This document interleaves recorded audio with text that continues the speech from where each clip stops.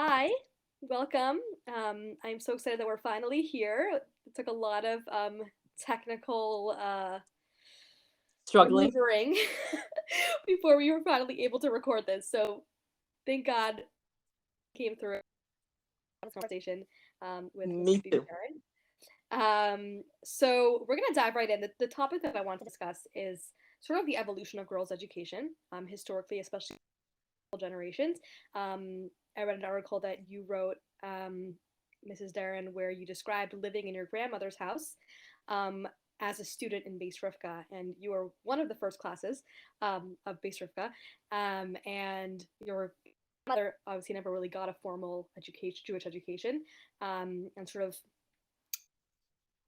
sort of that contrast the ways in which education may have changed or evolved. In what ways has it stayed the same, and in what ways has it evolved?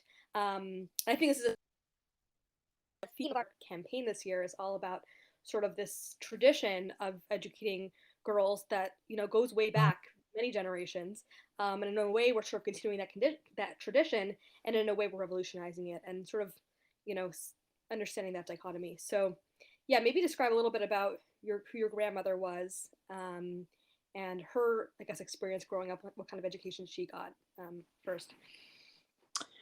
Okay.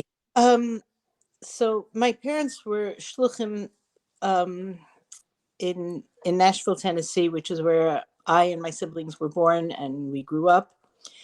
And I was basically my parents started a day school, but as the oldest, there wasn't a grade for me. So I was what we now call homeschooled. We didn't know what to call it then, but that's what it is. And my parents were not looking to the future of making plans, what was going to be. And just to give a little bit of context, Nashville, Tennessee in the 1950s and 60s was like on the other side of the moon. People did not travel. I knew people who had never been out of Tennessee in their lives and never expected to. Um, Phone calls were expensive. The world was um, people were distant. Distances, travel was not in any way what it is today. And my parents were not thinking about, making plans for the future of my education. What was working. I had a tutor for secular studies, and Baruch Hashem, I was very, very lucky that my father was my teacher. My father was Rabbi Zalman Posner, who was an incredibly gifted educator. Um, and he was my teacher. So, life was good.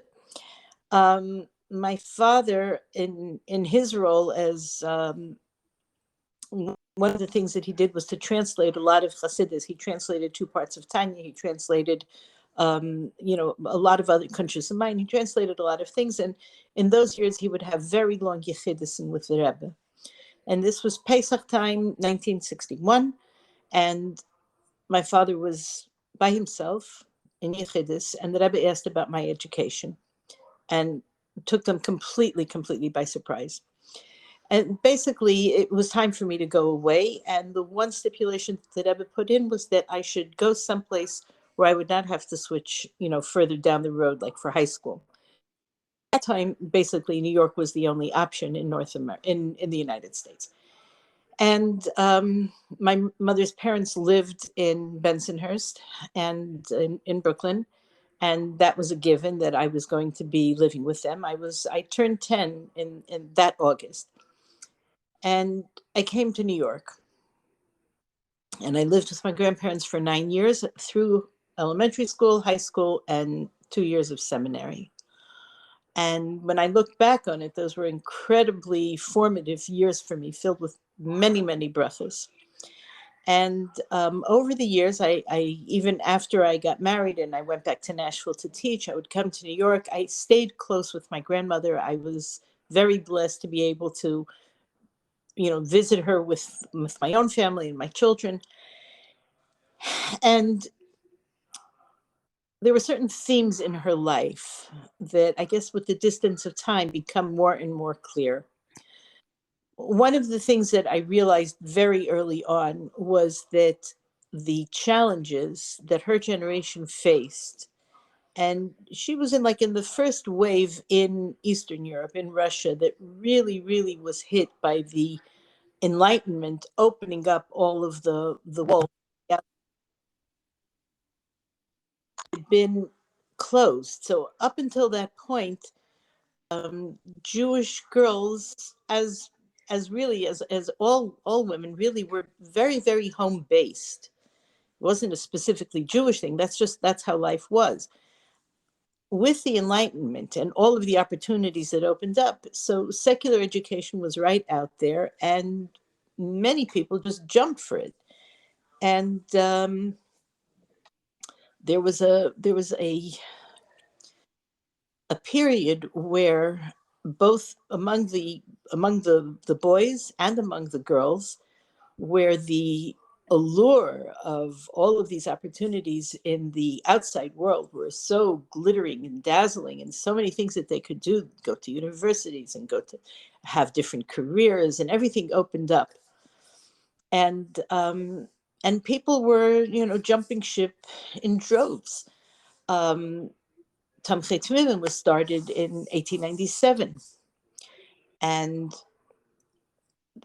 with the mission of, of Bachram, who would be strong, proud, active Chassidim, and this mission of being able to, the antidote to all of the opportunities that were out there, was and Baruch Hashem continues to be a real, a beacon and a real pillar of light. For the girls, it didn't happen so quickly, and there were my grandmother was born before the turn of the century, sometime in the 1890s, and she and many, many, many of her friends had many opportunities to get an education secularly. There was not yet Beis Yaakov. There was not real formal learning for women. And I used to wonder, like, what held her? What held them? Those who didn't, it was like very obvious why they would. But the ones who didn't go, why didn't they go? So thinking about her life, and then thinking about so many parallels to the world today, of course, with some very important differences, but thinking about the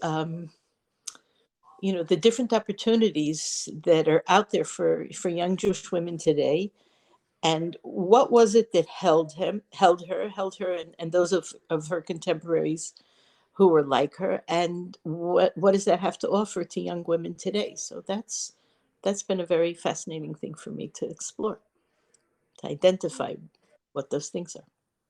Yeah, I mean, go on. Oh, What do you think held her? I think that's much. We think about, you know, we know about in that a lot, a large percentage of the girls were not, staying in the fold. I think we just think about, well, the people who didn't, right. what was there, and sort of, like, So I think something that we need to keep, something of a contrast with our times in many ways. It was a very idealistic time. mm, It was, all the socialism and communism and nationalism and political Zionism, and all of those things. People were very, very willing to sacrifice. They had ideals, things that they believed in. They were very willing to sacrifice for them. And there was a tremendous feeling of connection among, the young people who would gather in their salons and their cafes, and talk and argue philosophy until the middle of the night. It was a very heady time. It was a very exciting time. My grandmother was very, very fortunate that had she had tremendous exposure to Chassidish life at its best. Her father was, he's known as Usher Nikolaev, Reb Usher Grotzman from Nikolaev. Um, my grandmother remembered her father going to the Rebbe's bris. She grew up in the same apartment complex, and that was one of the brachas of my life, that her friendship with Rebbe Tzimchana that started way back in Nikolaev was something that they picked up again when the Rebbe Tzim came here in 1947. The first 3 years that I was in Bais Rivka living with my grandmother, Rebbe Tzimchana was still living, and I was really privileged to um, it was a very big blessing to be able to be in her presence. And she was, by the way, a very strong and educated Jewish woman. She was, before she got married, when ksavim, things of Chassidus that the Rebbe had said in Lubavitch, arrived in Nikolaev, she was one who had the job of copying them. And it wasn't just a technical thing of copying, but she knew what she was reading. She knew what she was dealing with. And I think that for my grandmother, the vibrancy of Chassidish life was a very real thing.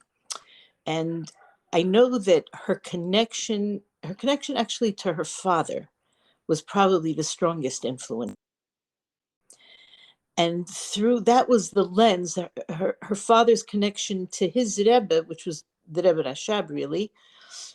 That set the tone for the connection that she herself later felt. But it was because she was connected to her father, and that connected to her to what he was connected to. And I think that that's a very, very big thing in general in Jewish education. In the day school that my parents taught in, that they started, that I later taught in, and then in the schools that I started and directed and so on, always start a teachers meeting at the beginning of the year that a child that loves their Morah will love Hashem, will love the Torah, will love being Jewish. The person that is most associated with Hashem in a child's life and their mind, that person, if they have a loving relationship, that is going to fuel their connection to Hashem. That is the basis for feeling that Hashem loves them and that they can love Hashem. And a teacher, of course, God doesn't have grandchildren. I love that expression. But there is something about who brings that connection out in your life, who makes it real. And from there, you have to make it your own and you have to build with it. But I think that initial connection, or that strong connection, that warm connection, and you see it so often among people who come closer to Yiddishkeit, not having grown up with it. But almost always, you scratch the surface, there was a grandmother, there was a grandfather, there was a teacher, there was a counselor in camp, there was somebody who gave them a warm feeling of being valued themselves. And when it was coming from somebody who valued Hashem and valued Yiddishkeit, that connection was very close. So there's one image that I have that my grandmother she told the story quite often. And Nikolaev was a town that the Chassidim were famous for their not just love of nigunim, but it was a real building block in their lives, in their inner spiritual world, in their lives as Chassidim. Nigunim was not just let's sing a nice song, but it was serious business and very, very precise about exactly which notes to emphasize and how to sing and what to sing. So it was a big deal. And she said that very often they would farbring, which was, that closeness, that feeling of being part of a group. And she loved that her father had farbringans in the house. She says, and sometimes he would call her over and he would say, like he was trying to remember a niggin. And he would say to her, Frede, sag dem niggin. Frede, tell, give me that niggin. And she was so proud. And this was like towards the end of her life. I think she was in her 90s. And she said, and I was able to tell my father, I was able to give my father the niggin. I always just took this story on the surface. But I was sharing it with a woman, a mechaneches, a veteran educator herself. And she gave me a very interesting insight. She said, I am sure that when your great-grandfather asked your grandmother, asked his daughter for the niggin, he knew exactly which niggin he wanted. He knew the tune, he knew the words, if it had words, whatever it was. He knew what he wanted. He wanted her to feel that she was making a contribution. He wanted her to feel that she was part of it, that she was needed in this project. And it definitely had that effect. So that she felt that, Chassidish life was something that she cared about. Now, I don't know that this was ever put, but the concept that a chassid creates an environment, a chassid machta sviva, was something that was very real to her. And I think that the associations that she had with Chassidish life enabled her to raise her family in the 1920s, 30s, 40s, when there were many, many Jews. They were in Bensonhurst and Brooklyn, many, many Jewish people there, and even observant people. But for the most part, the observant people were older people. Young people were going out. And her friends, many of whom were like, people in the community. My grandfather had two shuls. She was the Rebbetzin. They didn't understand why she wasn't pushing her children harder to go out and, fulfill the American dream. And I don't know how she answered them, but to her, like the value of to be a chassid, that's higher than that. It doesn't get. And even though my mother she was too old for Beis Yaakov. When Beis Yaakov started, she was already beyond that. She was in public school all her life. She had tutors to learn, but my mother could describe what it felt like being at the pier when the Frierdiker Rebbe came in 1940. She was 13 years old, and that feeling of this is my community. So that was when she realized that, it was the first time she heard Lubavitch and Negudim sung someplace outside of her own home. So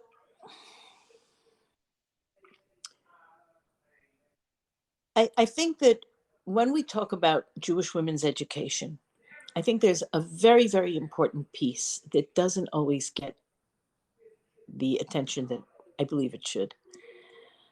The fact that women are learning way more, the fact that they're in quantity, in quality, and teaching and sharing, it's incredible. It feels revolutionary because there's an emphasis here that we haven't seen in a while. And I believe that we can find a lot more precedent than is commonly realized. And I think there are a couple of things to keep in mind with it. Number one,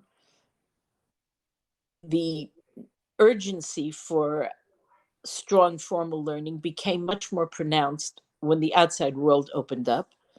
Not that it wasn't done before or needed before, but the urgency was felt a lot more.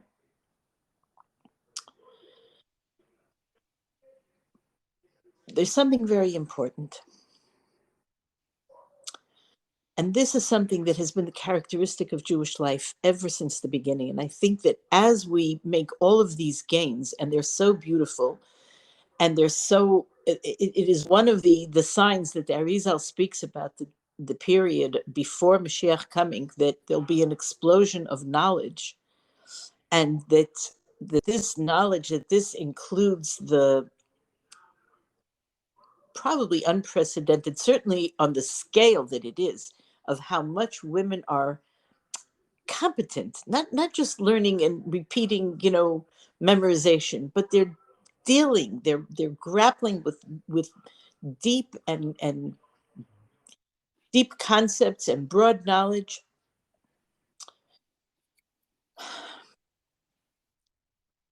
If you look at our history, every single yontif that commemorates, whether it's Pesach and coming out of Mitzrayim, whether it's receiving the Torah, whether it's Purim and Esther, at every critical juncture of Jewish history, starting with Sarah Imenu, Avram being the first Jew did not make the beginning of the Jewish nation. The Jewish nation began with the first Jewish woman, and together they made the first Jewish family. And that's a very critical piece. From then until today, at every critical juncture, we had Jewish women taking the initiative.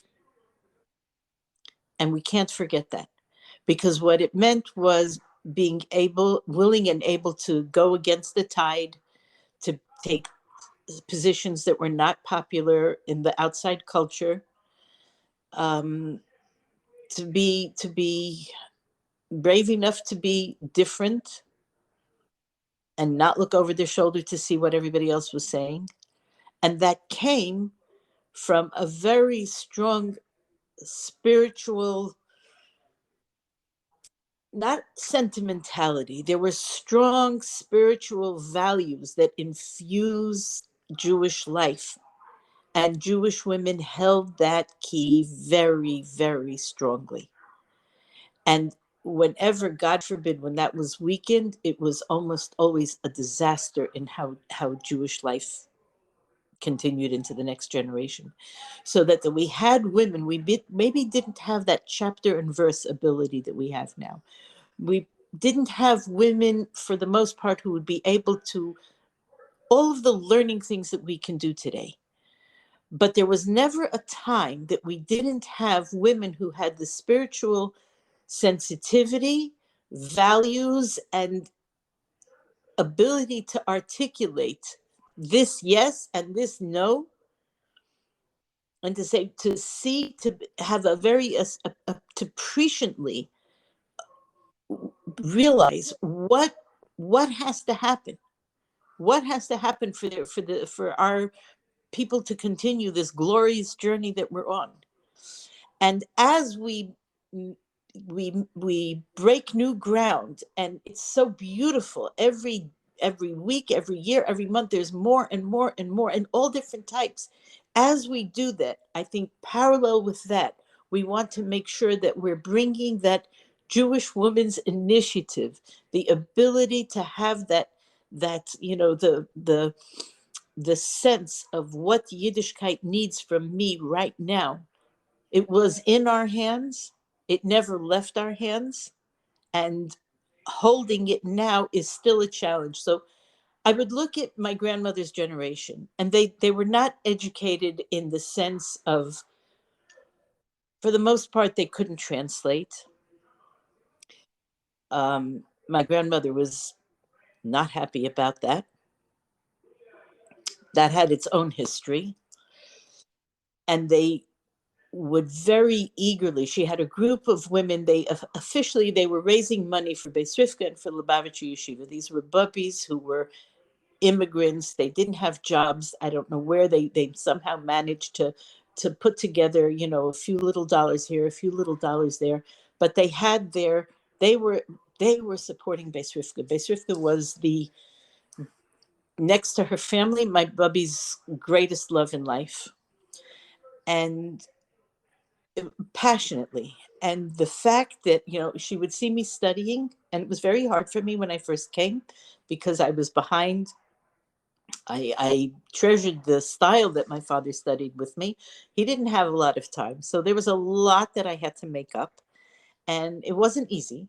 And my grandmother was she had no doubt that I was going to do it, and I would shine, and just her confidence and her pride that I could do these things, and all of that whole bubby group.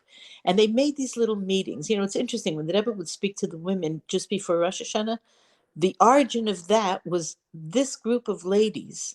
Before Rosh Hashanah, they would have Yechidus in the Rebbe's room. And when it got too big for that, then they went, the year that I came to New York, I think was the first year that it was across the hall in the Zal of 770. And then a few years later, downstairs. And then it just became the thing that the Rebbe speaks to the women before Rosh Hashanah. The origin of that was these bubbies who gathered together. They baked cakes, and to raise another couple of dollars for Bais Rivka. And their pride in their granddaughters who were studying was so beautiful. And they would invite speakers. And some of these speakers would think that, I'm coming to some bubbies, And you could see that maybe as they walked up the steps, they thought about what they were saying. I never heard them say a critical word. But because I helped my bubby with these meetings. But I would see the way they would talk afterwards. They did not, if they felt that they were being talked down to, and they weren't happy. I saw it most, but made me realize it was there were a few speakers. I know that there was, right at the beginning of COVID, he passed away, a Rabbi Gurari, Rabbi Matul Gurari in Crown Heights. And when he would come, he gave them the respect like he's speaking to a lecture hall of professors, not over their heads, but just with such respect and such dignity. And they ate it up. They loved, because they were smart women. So they weren't educated, but they were smart, and they had the right values, and they deserved to be spoken to in a scholarly fashion that would not highlight what they didn't know, but build on what they did. They loved it.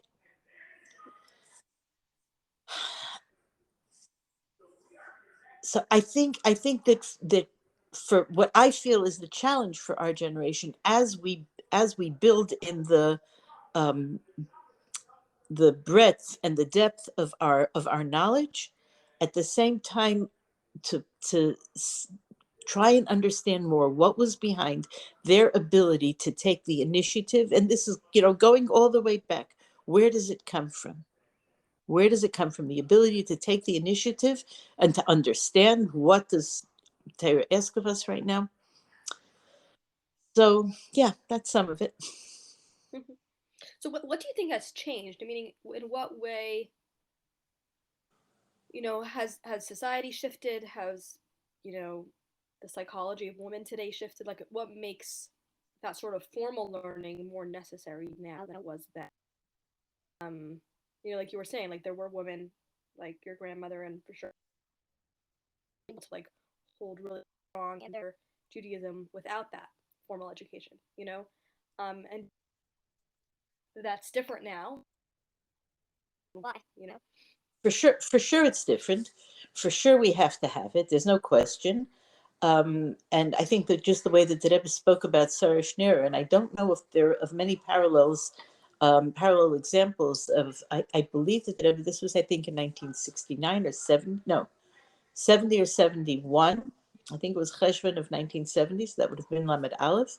I think that was the time that the Rebbe spoke about Sarah Schneer, and I believe that the Rebbe used the term tzidkanis, which was not something, especially at a public gathering, that I would speak about somebody outside of, um, the Chassidish, you know, chain, and use such terms.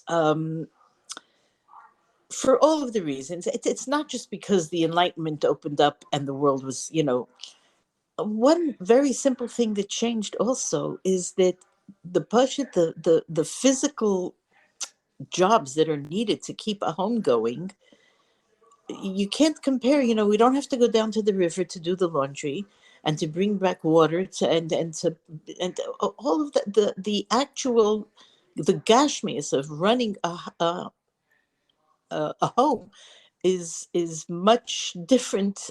We have discretionary time that women of previous generations did not. But I think it's much deeper than that. Um, so to say that when then it's not coming from a negative thing, even though maybe on the surface some negative, the Enlightenment opened up opportunities, so we had to make sure that women had opportunities in Torah.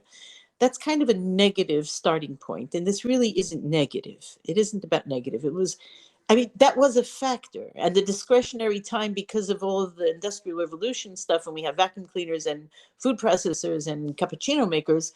Yeah, okay, that frees up a lot of time. But I think it's also part of the idea of and no one articulated this before, and nowhere near the way the Rebbe did, of what does it mean to have the leadership, the spiritual leadership of Jewish women in our generation. And and it's 100 years ago, 120, 125 years ago,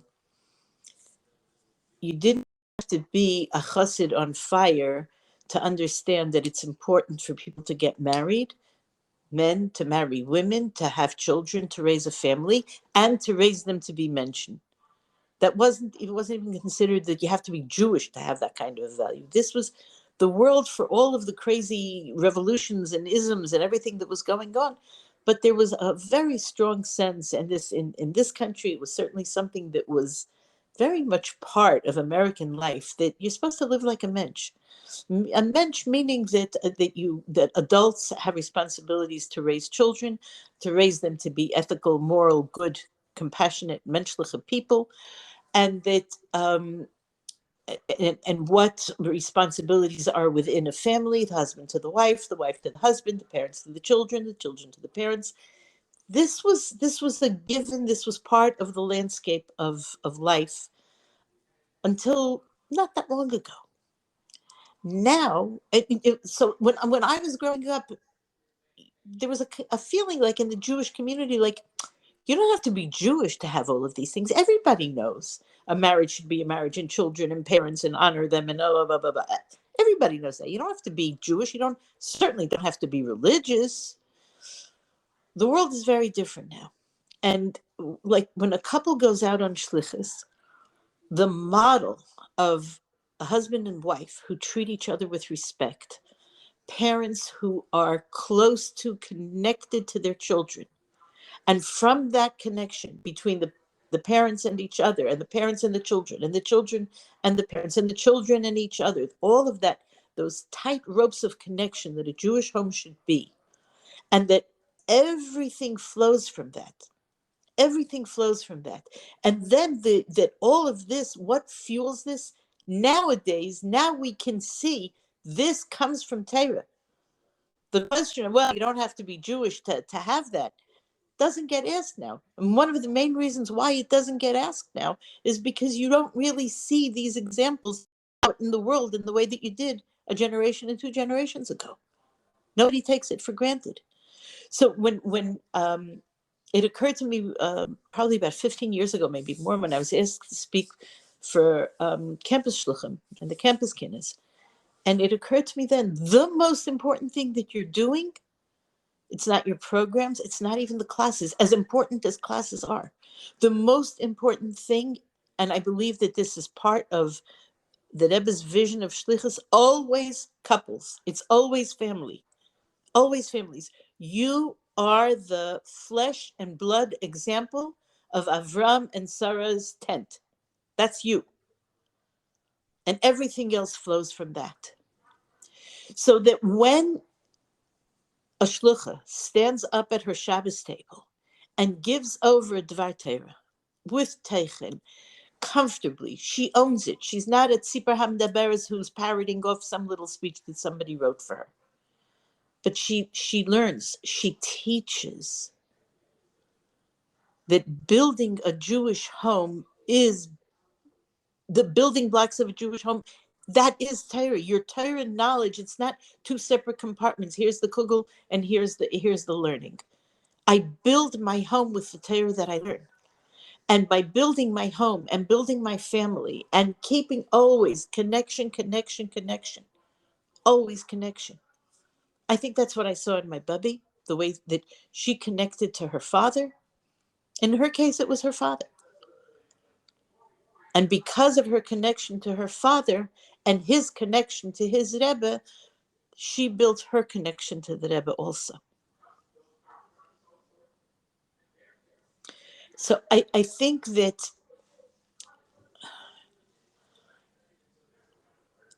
I was saying before about having the initiative to blaze our trail, to look at the world that we live in and know who we are and where we're going. There's no question in my mind that has to come through. I am losing my battery here. Okay. That has to, did I freeze? Okay. That what's going to fuel that passion, and especially nowadays, is really, really learning all different aspects of Torah. My niece, Rivka Kaplan, I think actually, maybe even, was it yesterday? The actual ceremony marking the graduation, she became a Yoetzet Halacha in Israel. She lives in Sfas. That is a staggering accomplishment for a young mother, for any woman, for anybody.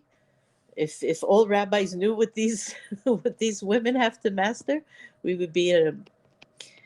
But this idea of having strong scholarship where women feel this is mine, not everybody has that scholarly inclination in the way that you, Hadassah, or Rifki, and the women like you, and I salute you 100%. But I have to say that I think that there are certain aspects of learning that cannot be the province of the scholars among us. And the scholars among us keep the rest of us, panting to keep up. But a connection to learning, particularly in Chassidus, and how Chassidus guides our development, guides us in becoming mentioned, to become a mensch, a whole person, that we don't have blockages between our brain and our heart, and our heart and our actions. And which is, Tanya is described as a program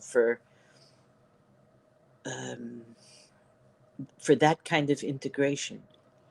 And there's so many accessible tools. I think a lot of us mistakenly will admire the scholars among us from a distance. That's great for you, but I could never do that. And I cannot in a million years imagine myself accomplishing the kinds of things that you have. But I think there's something really, really important, is that there are so many ways of accessing learning today. And whatever your style is, but there's some way to keep on growing. And I'm Baruch Hashem, I'm a great grandmother. I have to say honestly that I feel like in the last 10 years, the last 5 years, the last week, I feel like new vistas are opening up to me in learning, and in ways that I didn't even imagine before.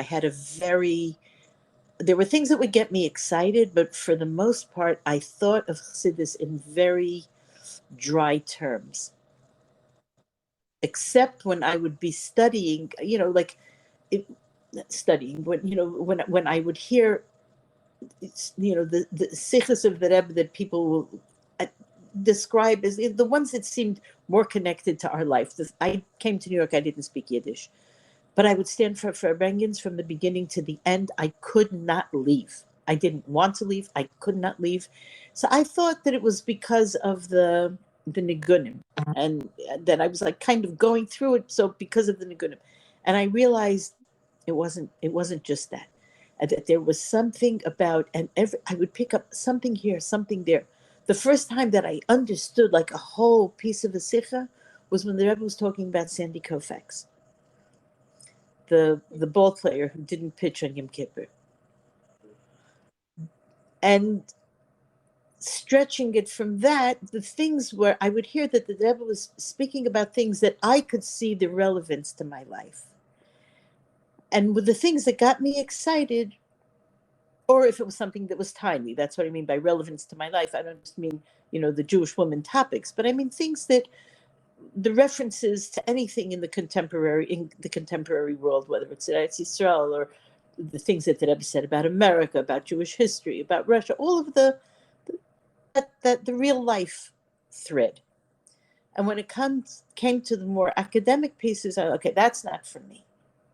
The part that I feel is the new part that I'm discovering for me now is what I thought was just scholarly stuff, and seeing and I credit Sterny Ginsburg for opening my eyes in the first place to that kind of learning. But there's so many different ways, so many teachers, so many. But this sense of, if I want to have the strength to be able to stand up and be proud of who I am and what I'm doing, I have to know how to look inside. I have to look inside myself. To look inside is what is my life as a Jewish woman, as a Chassidish woman, as the daughter of Chassidim, a student of Chassidim. I have to build on that strength, and that image that I had of my grandmother in Bensonhurst. And then I understood how my mother was able to do that in Nashville, and the model that I take into my life. A chassid macht asviva. Nowadays, the things on it's harder and it's easier. The stuff that's on the outside world is a sviva that no. We don't want that. On the other hand, it is so easy to be part of it and to navigate a path where, yeah, we're in chutza, but we're being mefitz mayanis chutza. We have what to give, and to be able to do that from a place of inner strength and inner knowledge that I'm breaking as a Jewish woman. Maybe, yeah, I'm breaking new ground in being able to learn things in a way that a generation 2, 3, 4 they didn't. But as a Jewish woman who is setting the tone, who's bringing in simcha that comes, the simcha ba'avedase, that's serving the Eibishter, that comes, that's nourished by the things that I learn, that enable me to take my place in the world as a Chassidish woman, as a Jewish woman, proud, that I have an unbroken chain of. I don't have to invent that. I just have to stay connected to it and make it my own 2022 version. Wow. Is this Beautiful? I wonder if you could talk. I remember when we were talking about this earlier on the phone. You were just how you remember when you were young, living at your grandmother's house. You sort of had this like sense of pride, that like you almost felt like there's almost this elitism that you and your friends had, and sort of like later on realizing that you know there may have been more to it, like you weren't necessarily seeing it with like the full perspective. I'm wondering if you could just talk about that a little bit because I found that so fascinating. Um, I'm not sure which parts exactly you're referring to. I think I think because we saw the pride of the older generation and of our grandmothers and their contemporaries and how proud they were of what we could do. I think a lot of us kind of, I wouldn't say not missed the boat, but almost, of not realizing how much of the wisdom of Yiddishkeit they were carrying. right.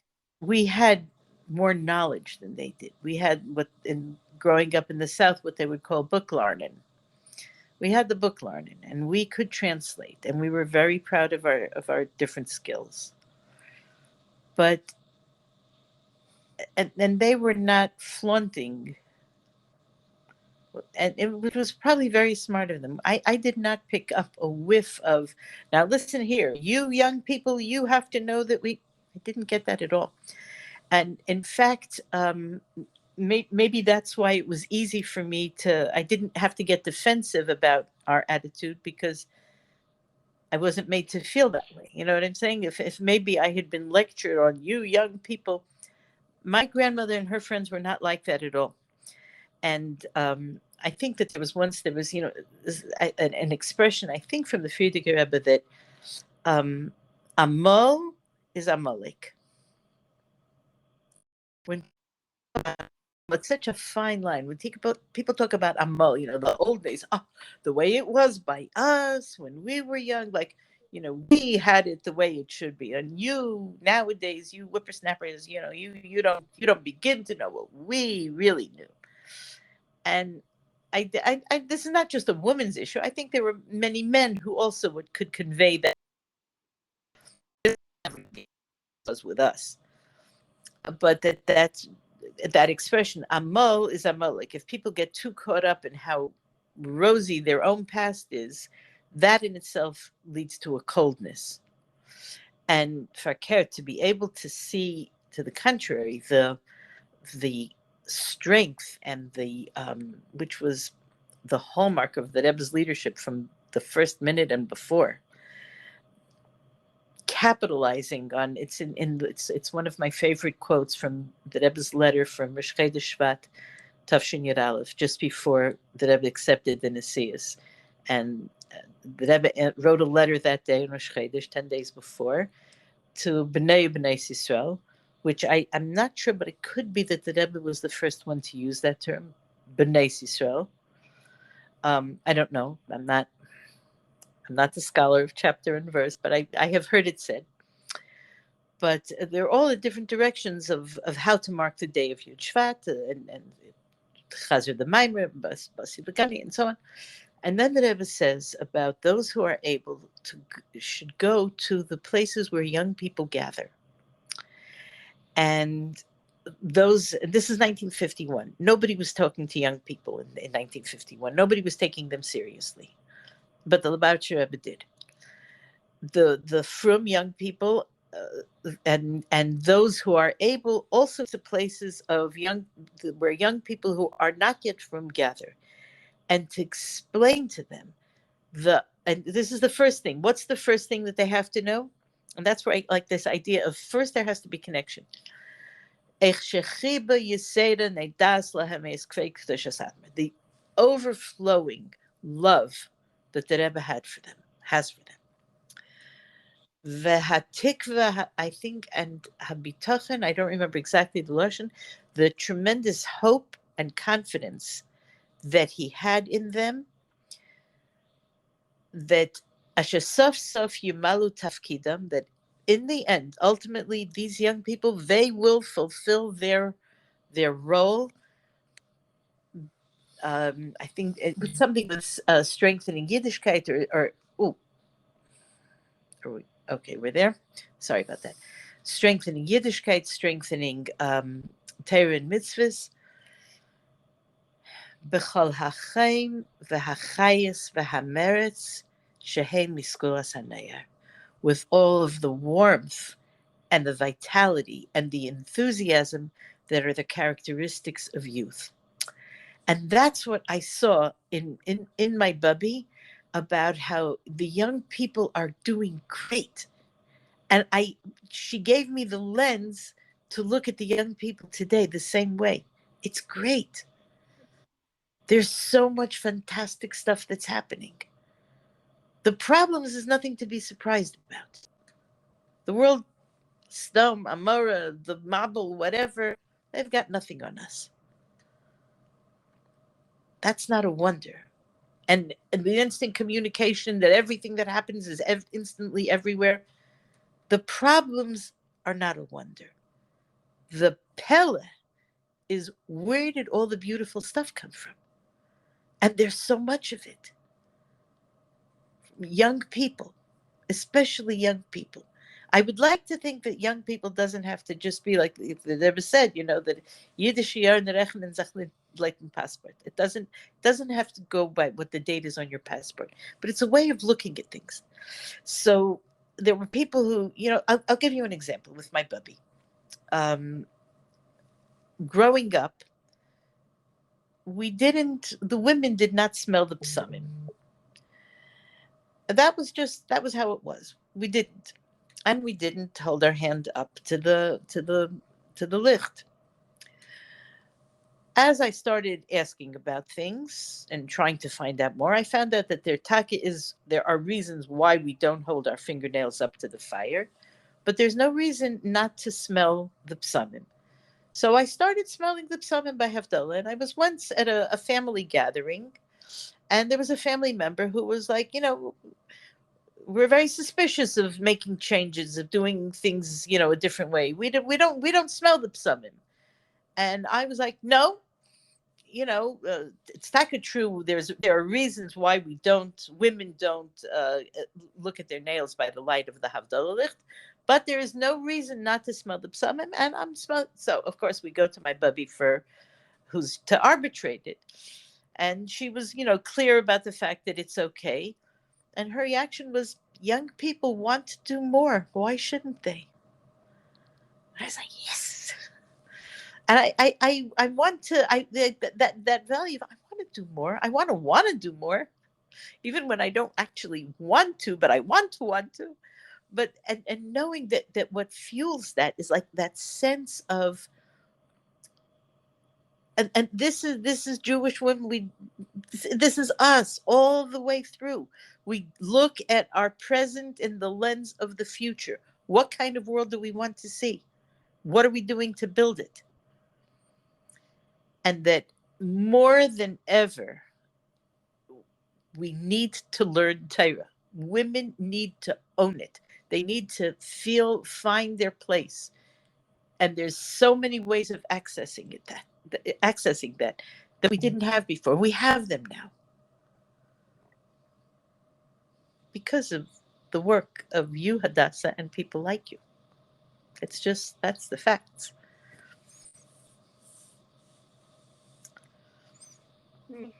Wow. Um, wow, very cool. Try to think if there's.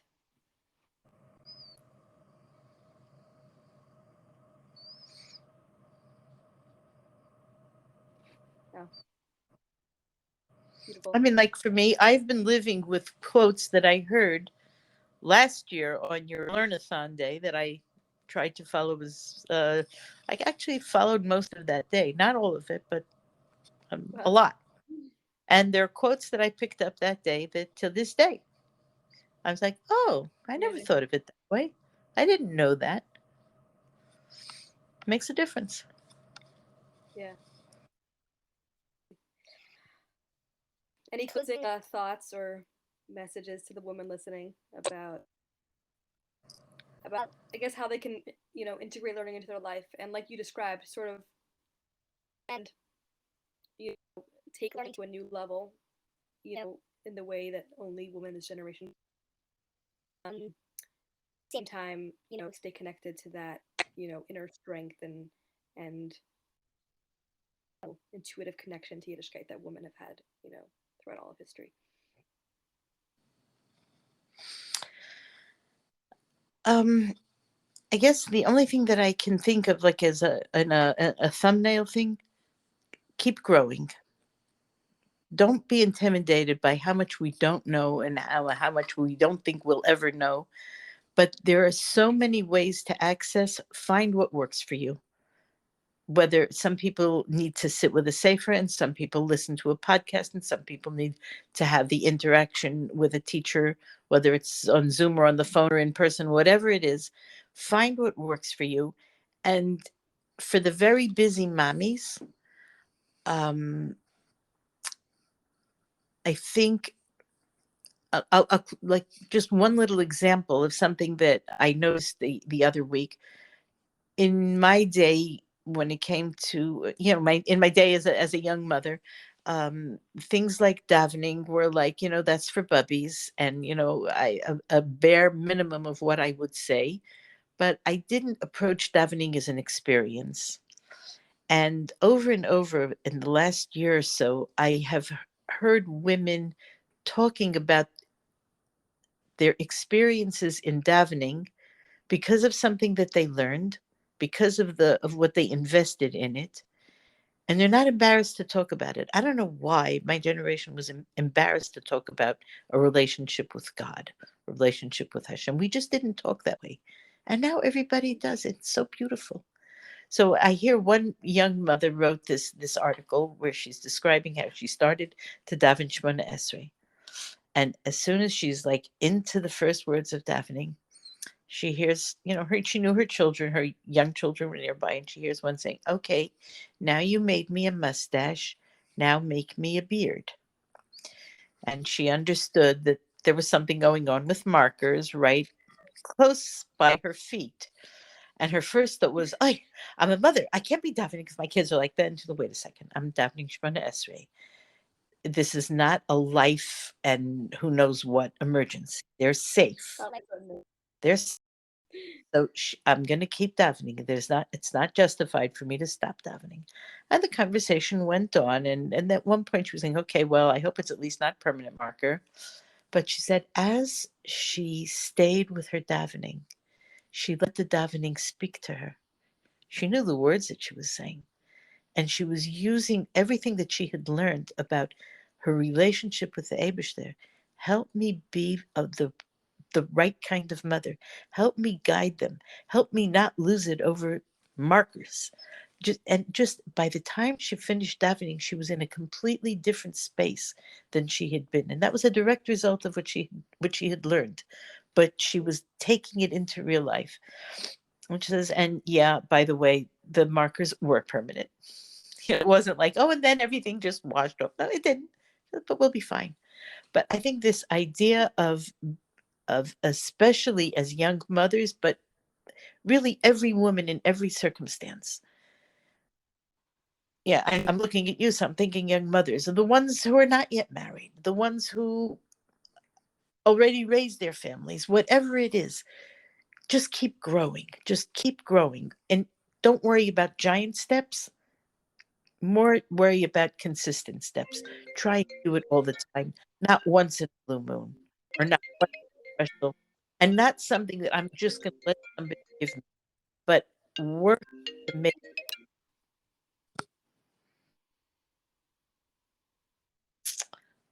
That's my thought. And keep on doing what you're doing and inspiring us bubbies and elder bubbies with the ability to grow